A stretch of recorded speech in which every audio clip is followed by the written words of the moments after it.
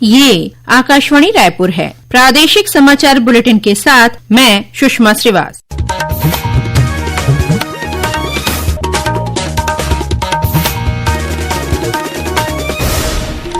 और अब पेश है आज के मुख्य समाचार। कबीरधाम जिले की ग्राम पंचायत जिंदा को प्रदेश का पहला टीबी मुक्त ग्राम घोषित किया गया। प्रदेश सरकार ने सीएम आईईटी फेलोशिप कार्यक्रम की शुरुआत की है। सुकमा जिले के जगरगुंडा थाना क्षेत्र में सक्रिय 4 माओवादियों को सुरक्षा बलों ने आज गिरफ्तार किया है। और रायपुर सहित राज्य के विभिन्न जिलों में तेज बारिश से सामान्य जनजीवन प्रभावित हुआ। अब समाचार विस्तार से। कबीरधाम जिले की ग्राम पंचायत जिंदा को प्रदेश का पहला टीबी मुक्त ग्राम घोषित किया गया है। राज्य के उप मुख्यमंत्री विजय शर्मा और स्वास्थ्य मंत्री श्याम बिहारी जायसवाल ने आज ग्राम जिंदा पहुंचकर ग्राम पंचायत को टीबी मुक्त होने का प्रमाण पत्र प्रदान किया। इस अवसर पर स्वास्थ्य मंत्री श्री जायसवाल ने कहा कि टीबी मुक्त भारत अभियान को छत्तीसगढ़ में गंभीरता से लागू किया गया है। उन्होंने कहा कि टीबी पहले एक गंभीर बीमारी माना जाता था, अब आधुनिक चिकित्सा, दवाइयों और जन सहभागिता के चलते नियंत्रण और समाप्ति की दिशा में है। केंद्रीय सहकारिता मंत्री अमित शाह ने कल नई दिल्ली में राष्ट्रीय सहकारिता नीति 2025 जारी की। श्री शाह ने कहा कि यह नीति विकसित भारत 2047 के लक्ष्य को प्राप्त करने में महत्वपूर्ण भूमिका निभाएगी।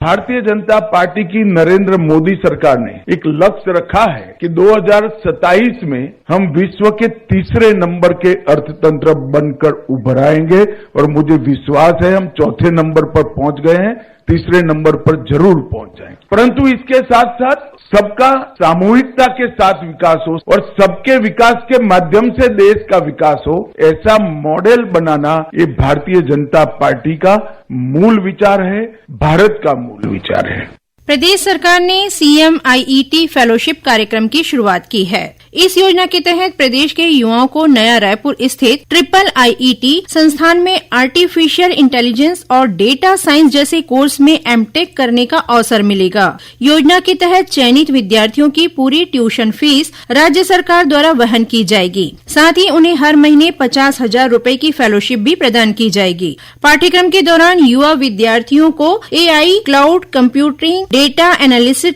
हेल्थ टेक, एजुटेक, राजस्व प्रणाली और ई गवर्नेंस जैसे महत्वपूर्ण क्षेत्रों में सरकारी प्रोजेक्ट्स पर कार्य करने का व्यवहारिक अनुभव भी प्राप्त होगा। इस बीच मुख्यमंत्री विष्णुदेव साय ने ट्वीट कर युवाओं से आग्रह किया है कि वे IIITNR.AC.in पर जाकर आवेदन कर सकते हैं।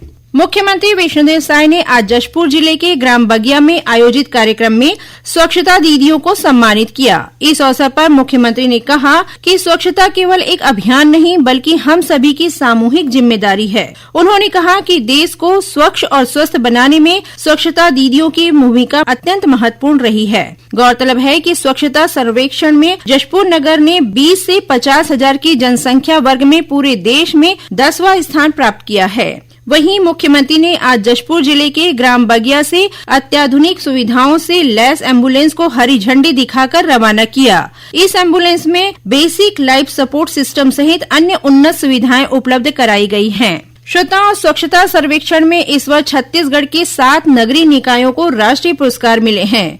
समसामयिक विषयों पर आधारित हमारा कार्यक्रम बातों बातों में इस बार स्वच्छता के क्षेत्र में छत्तीसगढ़ के उत्कृष्ट प्रदर्शन पर केंद्रित रहेगा। इस कार्यक्रम का प्रसारण कल 26 जुलाई को एफएम चैनल पर सुबह 9 बजे से और प्राइमरी चैनल पर सुबह 10:30 बजे से किया जाएगा। इसे छत्तीसगढ़ स्थित आकाशवाणी के सभी केंद्र रिले करेंगे।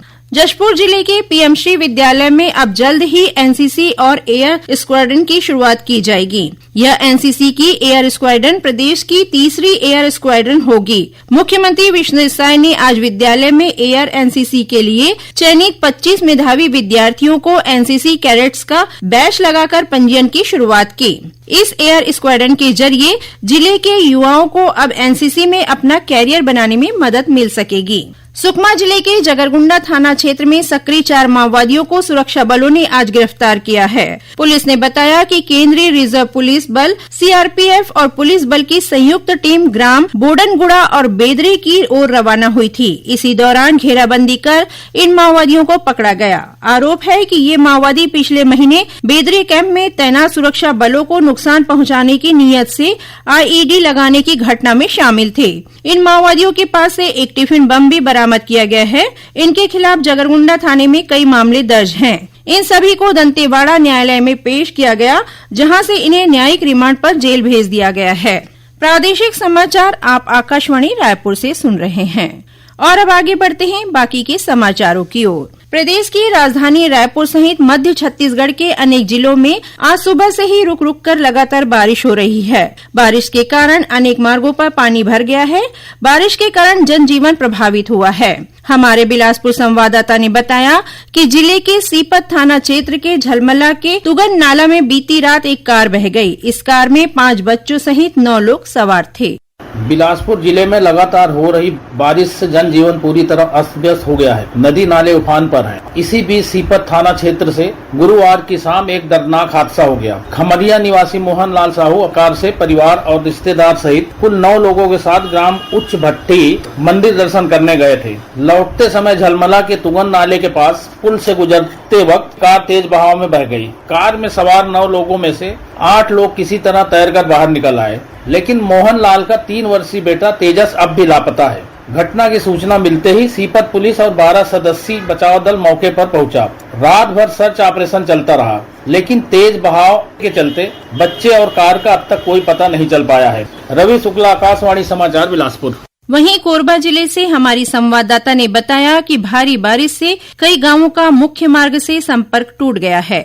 कोरबा जिले में बीती रात से तेज बारिश हो रही है। बारिश की वजह से कई सड़कें जलमग्न हो गई है, तो वहीं ग्रामीण क्षेत्रों में पुल और पुलिया के ऊपर से पानी बह रहा है। आज सुबह करतला क्षेत्र में सोन नदी के उफान में एक 32 वर्षीय युवक राजेश मन्नेवार बह गया, लेकिन तेज बारिश के कारण रेस्क्यू में काफी परेशानियां आ रही हैं। वहीं इसी क्षेत्र में एक पुलिया के टूटने से 20 गाँवों का संपर्क टूट गया है। इधर दीपका कुसमुंडा क्षेत्र में भी सड़क टूटने और धंसने की वजह से आवाजाही ठप पड़ गई है। शहर के भीतर निचले इलाकों में पानी भरने की वजह से लोग परेशान हैं। मौसम विभाग की माने तो अभी 3 दिन तक इसी मौसम से कोई राहत के आसार नजर नहीं आ रहे हैं। आकाशवाणी समाचार के लिए कोरबा से मैं राजश्री गुप्ते।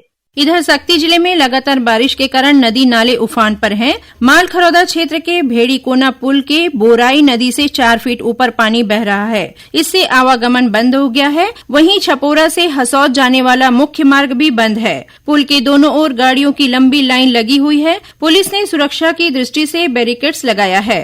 वहीं धमतरी जिले में 4 दिनों में हुई बारिश से गंगरेल बांध का जलस्तर 3% तक बढ़ गया है। डैम का 24 जुलाई को जलस्तर बढ़कर 56% दर्ज किया गया है। इसके अलावा जिले के अन्य बांधों का भी जलस्तर बढ़ने लगा है। इस बीच मौसम विभाग ने कल प्रदेश के 1-2 स्थानों पर भारी से अति भारी वर्षा होने और आकाशीय बिजली गिरने की चेतावनी दी है। भारी वर्षा का क्षेत्र मुख्यतः बिलासपुर संभाग के जिले और दुर्ग तथा रायपुर संभाग के जिले संभावित हैं। मौसम विज्ञानी HP चंद्रा ने बताया कि प्रदेश में कल अधिकांश स्थानों पर हल्की से मध्यम वर्षा होगी। छत्तीसगढ़ के लोक पर्व हरेली के अवसर पर कल किसानों ने जहां अपने पारंपरिक कृषि यंत्रों जैसे हल, नांगर, कुदाली और फावड़े की पूजा की, वहीं बालोद जिले की 3 ड्रोन दीदियों ने आधुनिक कृषि यंत्र ड्रोन की पूजा कर हरेली तिहार मनाया। ड्रोन दीदी योजना के तहत तकनीकी रूप से प्रशिक्षित चित्ररेखा साहू, भावना साहू और रुचि साहू का मानना है कि ड्रोन के माध्यम से फसलों में नैनो उर्वरक छिड़काव का कार्य मिनटों में पूरा हो जाता है। उन्होंने बताया कि ड्रोन तकनीक से खेती में समय और मेहनत की बचत हो रही है। अब कुछ समाचार संक्षेप में। केंद्रीय ग्रामीण विकास राज्य मंत्री डॉक्टर पेम्मासानी चंद्रशेखर आज 1 दिवसीय प्रवास पर नारायणपुर पहुंचे। वे नारायणपुर जिले में अधिकारियों की बैठक लेकर विकास कार्यों की समीक्षा कर रहे हैं। हाईकोर्ट ने एक याचिका पर सुनवाई करते हुए फार्मासिस्ट की भर्ती में बी फार्मा और उच्च डिग्रीधारी अभ्यर्थियों को भी मौका देने के लिए कहा है। हाईकोर्ट ने कहा कि इस भर्ती में सिर्फ डिप्लोमाधारी को ही पात्र बनाना गलत है। न्यायालय ने व्यापम को नया पोर्टल खोलकर योग्य अभ्यर्थियों से फिर से आवेदन लेने के निर्देश दिए हैं। कल कारगिल विजय दिवस है। इस अवसर पर मुख्यमंत्री विष्णुदेव साय ने कारगिल युद्ध में शहीद वीर जवानों को श्रद्धांजलि अर्पित की है। राज्य सरकार ने विपिन मांझी को राज्य सरकारी निर्वाचन आयुक्त नियुक्त किया है। छत्तीसगढ़ रियल एस्टेट नियामक प्राधिकरण रेरा ने बिलासपुर स्थित लोविना कोर्ट्स परियोजना में भूखंडों और मकानों की खरीदी बिक्री पर तत्काल प्रभाव से रोक लगाने का अंतरिम आदेश जारी किया है। और श्री रामलला दर्शन योजना के तहत मुंगेली जिले के 64 तीर्थ यात्रियों को जिला पंचायत अध्यक्ष श्रीकांत पांडे ने हरी झंडी दिखाकर अयोध्या धाम के लिए आज रवाना किया। अंत में मुख्य समाचार एक बार फिर। कबीरधाम जिले की ग्राम पंचायत जिंदा को प्रदेश का पहला टीबी मुक्त ग्राम घोषित किया गया। प्रदेश सरकार ने सीएम आईईटी फेलोशिप कार्यक्रम की शुरुआत की है। सुकमा जिले के जगरगुंडा थाना क्षेत्र में सक्रिय 4 माओवादियों को सुरक्षा बलों ने आज गिरफ्तार किया है। और रायपुर सहित राज्य के विभिन्न जिलों में तेज बारिश से सामान्य जनजीवन प्रभावित हुआ। इसी के साथ प्रादेशिक समाचार बुलेटिन समाप्त हुआ। नमस्कार।